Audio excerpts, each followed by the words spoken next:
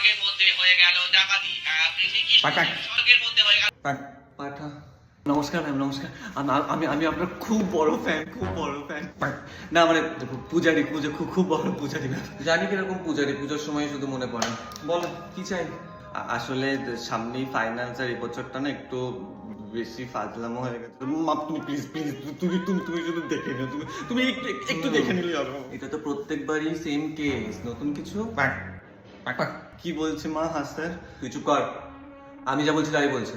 মা প্লিজ, আমি সব বই খাতা সব রেখেছি। আমি এক সপ্তাহ আগে থেকে আমি দিয়ে গেলাম, আপনি সব রেখে দিন। আমার কিছু চাই না, আপনি এগুলো রেখেও দিতে পারেন পুজোর পর। ব্যাগ সবাইকে না, এসব শর্টকাট এখানে হবে না। সারা বছর যা করেছো সেই অনুযায়ী ফল পাবে। আমি হ্যাঁ স্যার, আপনি একটু মাকে বোঝেন। আপনি আমার বাড়িতে আসবেন, আপনি যখন যা বলবেন, গেরি, চালের গুঁড়ো, গম, ভাতের ফ্যান, আপনি যা বলবেন আমি সব খাবো।